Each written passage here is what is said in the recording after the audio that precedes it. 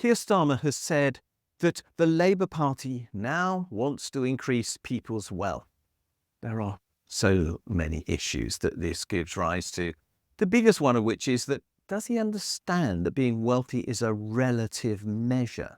In other words, not everybody can, by definition, be wealthy, because rather like Michael Gove got it wrong when he said he wanted every school to be above average, you can't have everyone wealthy because some people can't be, so that those who have wealth know that they have above average property in their possession, which then defines them as wealthy. So, by definition, Keir Starmer is saying he wants a more unequal society.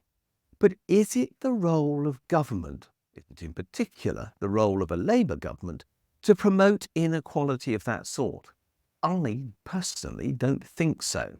But more importantly, what is the role of government with regard to wealth anyway? If government can influence the distribution of wealth in an economy, and we know that is a possibility because tax can redistribute both income and wealth, and does, then what should government be doing when it exercises that power? Should it, as Keir Starmer has now said, be intensely relaxed about people getting wealthy? Or is it its job to say, we are on the side of those who are poorest in society, and it is their wealth that we want to increase? That won't eliminate relative poverty because, by definition, that too is a measure of difference. But it will reduce the absolute level of poverty that people suffer, which used to be the goal of any government, in my opinion.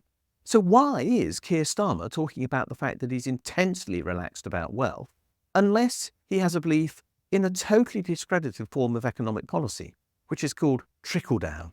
The idea is that as the wealthy get wealthier, everybody else follows along behind them. The claim is that a rising tide lifts all boats.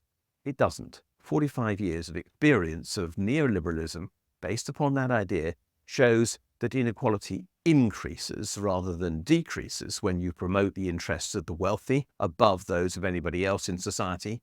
But that's what he's doing. I don't understand why. I don't understand how this is consistent with the Labour Party as I've always perceived it to be. I don't believe it is socialist, which is what he claims to be.